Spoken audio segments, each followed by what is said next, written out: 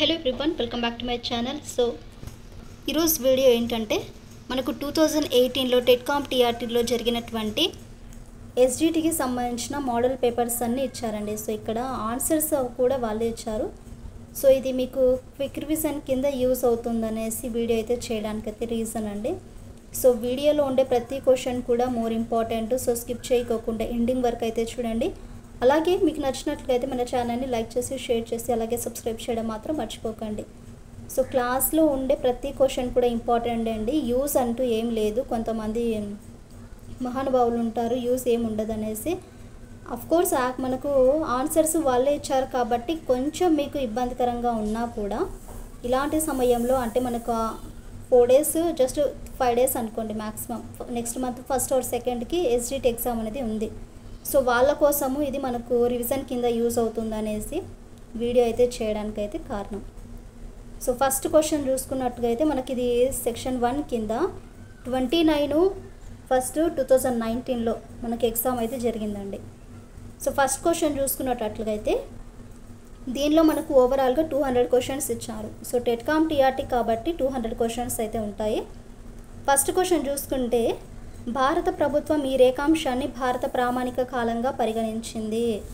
The Indian government has accepted this meridian for Indian standard time. So answer వచ్చేసి మనకు 82.5 అండి. East అంటే మనకు ఈస్ట్ సైడ్. సెకండ్ క్వశ్చన్ కనుక చూసుకుంటే సో మనకు 2 లాంగ్వేజెస్లో ఉన్నాయండి ఇక్కడ క్వశ్చన్స్ అయితే. సూర్య కుటుంబ ఉద్భవాన్ని వివరించడానికి బైనరీ స్టార్ హైపోథీసిస్ ప్రతిపాదించిన శాస్త్రవేత్త. సూర్య కుటుంబ ఉద్భవాన్ని వివరించడానికి బైనరీ స్టార్ హైపోథీసిస్ను ప్రతిపాదించిన శాస్త్రవేత్త హెచ్ఎన్ రస్సెల్. సో దీనికి ఆన్సర్ వచ్చేసి హెచ్ఎన్ రస్సెల్. ఇంకా థర్డ్ క్వశ్చన్ కన్నా చూసుకుంటే జలియన్వాలా బాగ్ దురంతం జరిగిన సంవత్సరం ఇక్కడ అడిగారండి. సో ఈజీగా గుర్తుపెట్టుకోవచ్చు 1919 అనేసి. జలియన్వాలా బాగ్ దురంతం మనకు జరిగిన ఇయర్ ఎప్పుడంటే 1919. నెక్స్ట్ క్వశ్చన్ చూసుకుంటే 1913 సంవత్సరం నందు రవీంద్రనాథ్ ఠాగూర్ సాహిత్యంలో ఈ కృతికి నోబెల్ బహుమతి లభించింది. సో 1913వ సంవత్సరంలో రవీంద్రనాథ్ ఠాగూర్కి సాహిత్యంలో ఈ దేనికి మనకు నోబెల్ బహుమతి లభించిందంటే గీతాంజలి అనే కృతికి సంబంధించిన దీనికి నోబెల్ బహుమతి అనేది ఆయనకు లభించింది. ఎవరికంటే మనకు రవీంద్రనాథ్ ఠాగూర్కి. ఏ సంవత్సరం అంటే మనకు 1913వ సంవత్సరంలో మనకు ఈయనకి గీతాంజలి అనే బహుమతి నోబెల్ బహుమతి అనేది లభించింది. సో ఈ కృతికి నోబెల్ బహుమతి అనేది లభించింది. నెక్స్ట్ క్వశ్చన్ ఫిఫ్త్ క్వశ్చన్ చూసుకుంటే షార్జా క్రికెట్ స్టేడియం ఈ దేశంలో కలదు. షార్జా క్రికెట్ స్టేడియం అనేది ఏ దేశంలో కలదంటే యునైటెడ్ అరబ్ ఎమిరేట్స్ అనే దాంట్లో మనకి ఈ షార్జా క్రికెట్ స్టేడియం అయితే కలదండి. నెక్స్ట్ క్వశ్చన్ వచ్చుకుంటే డెంగ్యూ వ్యాక్సినేషన్ December 1, 2017 తేదీ నుండి నిలుపుదల చేసిన దేశము. డెంగ్యూ వ్యాక్సినేషన్ ఉంటుంది కదా. సో December 1వ తారీఖు 2017వ తేదీ నుండి నిలుపుదల దేశం ఏదన్నా ఉందంటే అది ఫిలిప్పీన్స్ అండి. దేనిని వాళ్ళు నిలిపివేశారంటే డెంగ్యూ వ్యాక్సినేషన్ అనేది మనకు ఇయర్ ప్లస్ మంత్ అలాగే డేట్తో సహా నిలుపుదల చేసిన దేశం ఏదంటే ఫిలిప్పీన్స్ అండి. సో ఫిలిప్పీన్స్ యాక్చువల్గా ఇప్పుడు ఆఫ్టర్ డిఎస్సి కూడా మన ఛానల్లో క్వశ్చన్స్ ప్లస్ సబ్జెక్టుకి సంబంధించిన ప్రతి క్లాసెస్ అనేవి కూడా మీకు అందిస్తానండి. సో మీరు అంత మాత్రాన ఇక్కడ చాలామంది అయితే మనకు అన్సబ్స్క్రైబ్ చేసేస్తున్నారు. సో కిట్ ఇవ్వకండి. ఎప్పుడో ఒకసారి మనకు క్లాసెస్ అనేవి యూజ్ అవుతాయి కదా. ఇప్పుడు కాకుండా కూడా నెక్స్ట్ మనకు అప్ టు టెట్ కానీ డిఎస్సి కానీ అండ్ ఈ వీడియో ఇంకెవరైనా తెలంగాణ వాళ్ళు చూస్తున్నా కూడా సబ్జెక్ట్కి సంబంధించిన ప్రతి క్లాస్ అనేది వీక్లీ 2 times అయినా నేను క్లాసెస్ అనేవి ప్రొవైడ్ చేస్తానండి. సో అందులో మీరు వరి అవ్వాల్సిన అవసరం లేదు. సో మనకు ఆఫ్టర్ రిజల్ట్స్ వచ్చిన తర్వాత అప్పటికైనా మనం రివిజన్ కిందకైతే యూజ్ అవుతాయి కదా. అంటే ఇప్పటి నుండి ప్రిపరేషన్ స్టార్ట్ చేసినా కూడా. సో నెక్స్ట్ క్వశ్చన్ ఏంటంటే January 8, 2018 మనకు పూణేలోని IITMలో తయారు చేయబడిన భారతదేశం అత్యంత వేగవంతమైన సూపర్ కంప్యూటర్ అండి. ఈ January 8, 2018 పూణేలోని IITMలో తయారు చేయబడిన భారతదేశం అత్యంత వేగవంతమైన సూపర్ కంప్యూటర్ ఏదంటే ప్రత్యూష్. సో అత్యంత వేగవంతమైన సూపర్ కంప్యూటర్ ఏంటంటే ఇక్కడ ప్రత్యూష్. చూడండి ఇక్కడ India's fastest super computer made it and Pune IITM on January 8, 2018 was Pratyush. Next question అండి. 2017 సంవత్సరంలో పురుషుల ఆసియా హాకీ కప్ ఛాంపియన్షిప్ ఈ దేశంలో జరిగింది.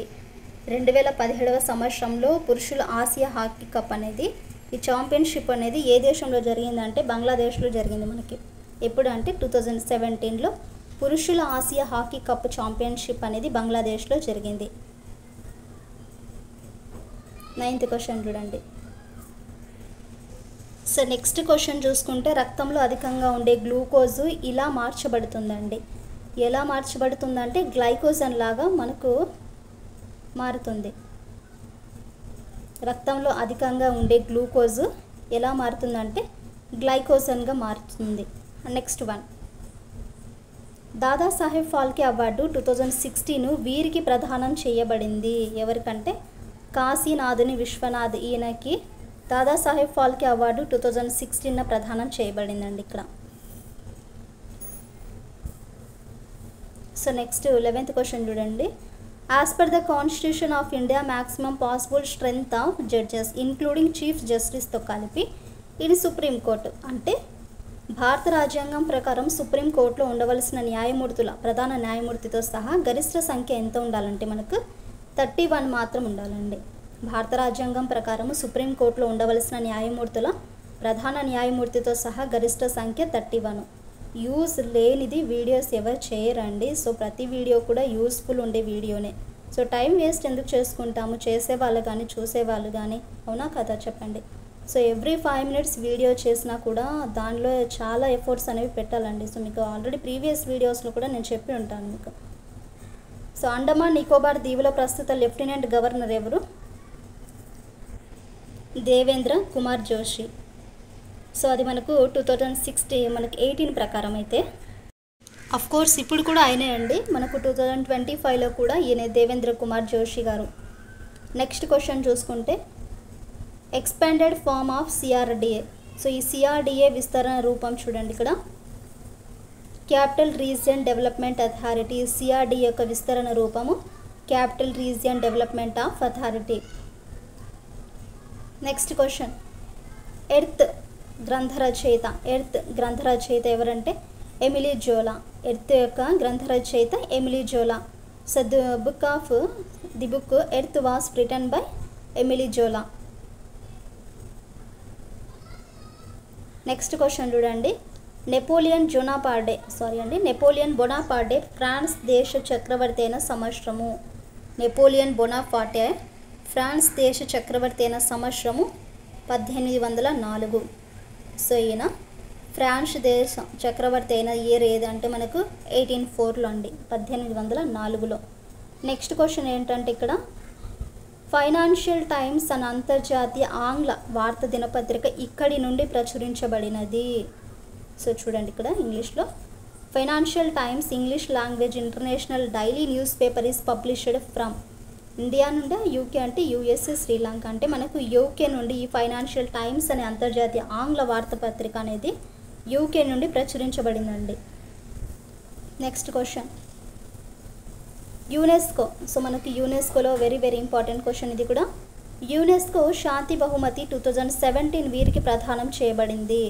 సో ఎవరికి ప్రదానం చేయబడింది అంటే గుసెప్పిన నికోలినో అనే ఆయనకి మనకు ఈ యునెస్కో ద్వారా శాంతి బహుమతి అనేది 2017లో ప్రదానం చేయబడింది.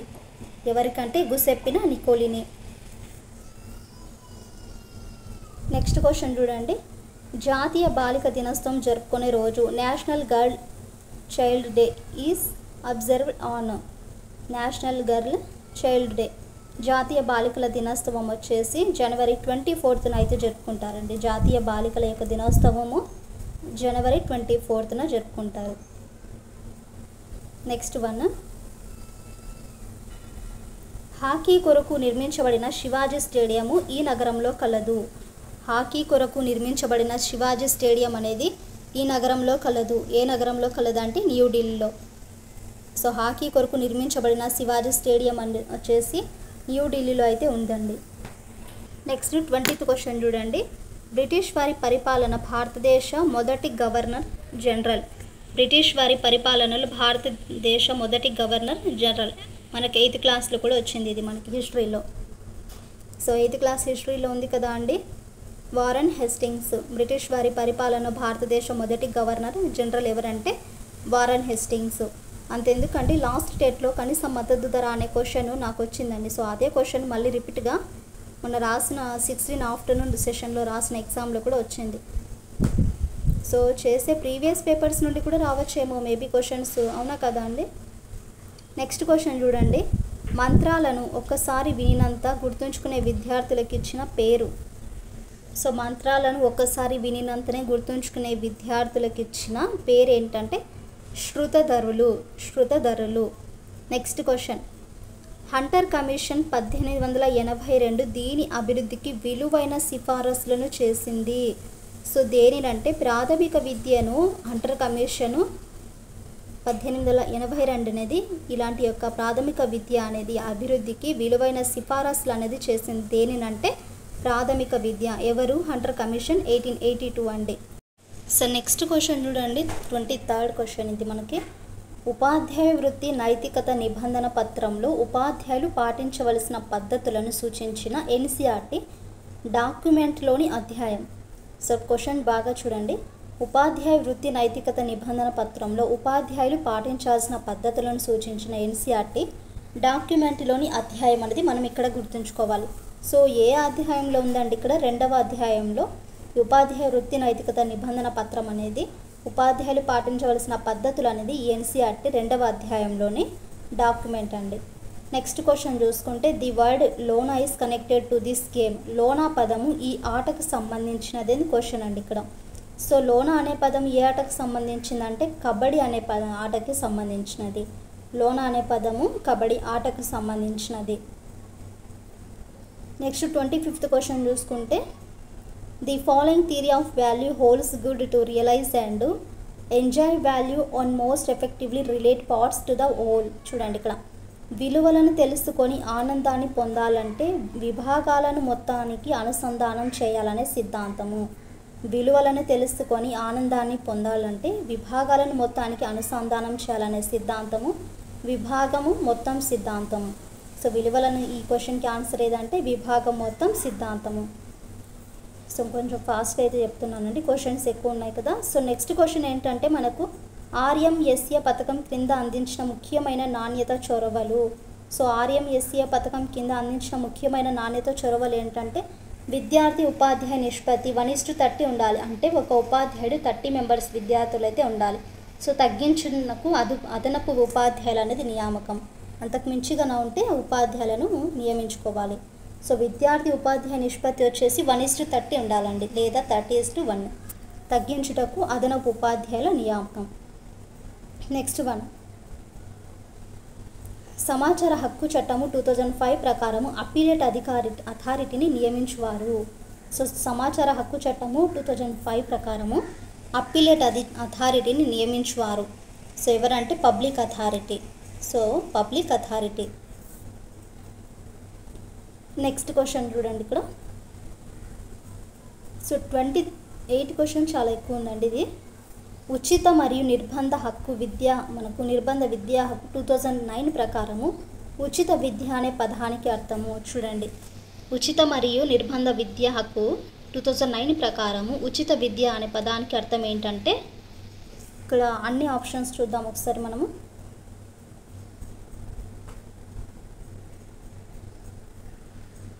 సో థర్డ్ ఆప్షన్ చూసుకుంటే ఎలిమెంటరీ విద్య కొనసాగించుటకు మరియు పూర్తి చేయుటకు బాలబాలికల్ని నిరోధించగల ఏ విధమైన ఫీజు లేదా ఛార్జీలు లేదా ఖర్చులు చెల్లించే విషయంలోనే పిల్లలను బాధ్యులను చేయరాదు. సో ఎలిమెంటరీ విద్య కొనసాగించుటకు మరియు పూర్తి చేయుటకు బాలబాలికల్ని నిరోధించగల ఏ విధమైన ఫీజు లేదా ఛార్జీలు లేదా ఖర్చులు చెల్లించే విషయంలో పిల్లలను బాధ్యులుగా చేయరాదు. నెక్స్ట్ 1 ఎన్సీఎఫ్ 2005 జాతీయ విద్యా ప్రణాళిక చట్టం ప్రకారము విజ్ఞాన శాస్త్రం ఒక నిజమైన స్వేచ్ఛనిచ్చే పాత్రను పోషిస్తుంది మరియు ప్రజలను వీటి విషచక్రం నుండి తప్పించుకోవడానికి సహాయపడుతుంది. పేదరికము, అజ్ఞానము మరియు మూఢనమ్మకం అండి. ఎన్సిఎఫ్ 2005 జాతీయ విద్యా ప్రణాళిక చట్టం ప్రకారము విజ్ఞాన శాస్త్రం అనేది ఒక నిజమైన స్వేచ్ఛనిచ్చే పాత్ర అనేది పోషిస్తుంది అండ్ ప్రజలు వీటిని విషచక్రం నుండి తప్పించుకోవడానికి సహాయపడుతుంది. సో అదేంటంటే పేదరికము, అజ్ఞానం మరియు మూఢనమ్మకం నుండి తప్పించుకోవడానికి అయితే సహాయపడుతుంది. నెక్స్ట్ 30 క్వశ్చన్ చూడండి. క్రింది వాణిలో ప్రతిభావంతులైన పిల్లవాణి లక్షణం కానిది. క్రింది వాణిలో ప్రతిభావంతులైన పిల్లవాణి లక్షణం కానిది జడత్వము. నెక్స్ట్ వన్ చూడండి. ఎక్స్ అనే వ్యక్తి పొడవైన మరియు సన్నని శరీరాకృతి కలిగి ఉంటే అతని శరీర సౌష్ఠవం దీనికి సంబంధించినది. ఎక్స్ అనే వ్యక్తి పొడవైన మరియు సన్నని శరీరాకృతి కలిగి ఉంటే అతని శరీర సౌష్ఠవం ఎలా ఉంటుందంటే లంబకృషకాయితగా అనేది సంబంధించినదండి. లంబకృషకాయిత. Next 32 question. పుట్టిన సమయంలో బాగా అభివృద్ధి చెంది ఉండే జ్ఞానము స్పర్శ. సో ఫస్ట్ స్టార్టింగ్లోనే రుచి, వాసన, వినికిడి ఇది ఏమి ఉండదు కదా, స్పర్శ మాత్రమే ఉంటుంది. సో పుట్టిన సమయంలో బాగా డెవలప్మెంట్ ఉండే జ్ఞానం ఏదైనా ఉందంటే అది స్పర్శ. నెక్స్ట్ అట్టపెట్టెలను ఇల్లులాగా చూచే పిల్లవాని వికాస దశ. సో ఇది మనకు సైకాలజీకి సంబంధించిన క్వశ్చన్ అండి. అట్టపెట్టెలను ఇల్లులాగా చూచే పిల్లవాని వికాస దశ మూర్త ప్రచాలక దశ. Next one. కోల్బర్గ్ ప్రకారము ఉత్తర బాల్య దశ ఈ వికాస దశ యొక్క రెండవ స్థాయికి చెందినది. కోల్బర్గ్ ప్రకారం ఉత్తర బాల్య దశ ఈ వికాస దశ యొక్క రెండవ స్థాయికి చెందినది. ఏ దశ కంటే మనకు నైతిక వికాసం అనే దశకైతే చెందినదండి. ఏ స్థాయి అంటే చూడండి ఇక్కడ నైతిక వికాసం. Next 35 question. ప్రాథమిక లైంగిక లక్షణాలు దీనికి సంబంధించినవి. అనేవి దీనికి సంబంధించినవి. ప్రత్యుత్పత్తి. సో ప్రాథమిక లైంగిక లక్షణాలు ప్రత్యుత్పత్తికి సంబంధించినవి. Next question. Primary mental ability test 1938లో రూపొందించిన వారు ఎవరు? సో వెరీ ఇంపార్టెంట్ క్వశ్చన్ ఇది. ప్రైమరీ మెంటల్ ఎబిలిటీ టెస్ట్ అనేది రూపొందించినవి ఎవరంటే థర్స్టన్ అండి. So Thurstone. Next question. త్వరగా అభ్యసించగల సామర్థ్యాన్ని మరియు ఒక ప్రత్యేక రంగంలో అత్యున్నత సాఫల్యత స్థాయిని చేరుకోనగలగటం ఇలా పిలుస్తారు. త్వరగా అభ్యసించగల సామర్థ్యాన్ని మరియు ఒక ప్రత్యేక రంగంలో అత్యున్నత సాఫల్యత స్థాయిని చేరుకోనగలగటం ఇలా పిలుస్తారు. అంటే తన సహజ సామర్థ్యం ఉంటేనే కదా అండి ఏ రంగంలో అయినా కూడా అత్యున్నతంగా ఉంటారు, ప్లస్ తొందరగా నేర్చేసుకుంటారు. అది ప్రజ్ఞ, సృజనాత్మక సాధన అంటే సహజ సామర్థ్యం అండి. Next question. క్రియాత్మక లేదా భాషణ నైపుణ్యాలలో, పనులను చేసే పద్ధతులలో లేదా ఆలోచన విధానాలలో నేర్చుకున్న ప్రవర్తనలు పునరావృతం కావడాన్ని ఇలా పిలుస్తారు. క్రియాత్మక లేదా భాషణ నైపుణ్యాలలో, పనులను చేసే పద్ధతులలో లేదా ఆలోచన విధానాలలో నేర్చుకున్న ప్రవర్తనలు మళ్ళీ పునరావృతం కావడాన్ని ఇలా పిలుస్తారంటే అలవాటు అండి. సో అలవాటు. 40 క్వశ్చన్ 39 చూడండి. పాఠశాల పాఠ్య ప్రణాళికలలో ఉద్వేగభరిత నైపుణ్యాలను బోధన ద్వారా చొప్పించడం అనేది నేర్పరితనాన్ని ఇలా అంటారు. పాఠశాల పాఠ్య ప్రణాళికల్లో ఉద్వేగభరిత నైపుణ్యాలను బోధన ద్వారా చొప్పించడం అనే నేర్పరితనాన్ని ఇలా అంటారు. దేనినంటే ఉద్వేగ ప్రజ్ఞ అనేసి అంటారండి. Next bit. సమస్య పద్ధతిని, అన్వేషణ పద్ధతిని సమర్థించే అభ్యసన సిద్ధాంతము. సమస్య పద్ధతిని, అన్వేషణ పద్ధతిని సమర్థించే అభ్యసన సిద్ధాంతము అంతర్దృష్టి అభ్యసనం. సో ఇదే అండి 40 వరకు అయితే మనం క్వశ్చన్స్ అయితే నేర్చుకున్నాము. సో ఈ 40 క్వశ్చన్స్ కూడా very very important questions. So ఇంతవరకు వీడియో అయితే చూసినందుకు చాలా థ్యాంక్స్ అండి. అలాగే ఈ వీడియో కనుక మీకు నచ్చినట్లయితే నా ఛానల్ని లైక్ చేసి, షేర్ చేసి, అలాగే సబ్స్క్రైబ్ చేయడం మాత్రం మర్చిపోకండి. నెక్స్ట్ మరొక వీడియోలో అయితే కలుద్దాం.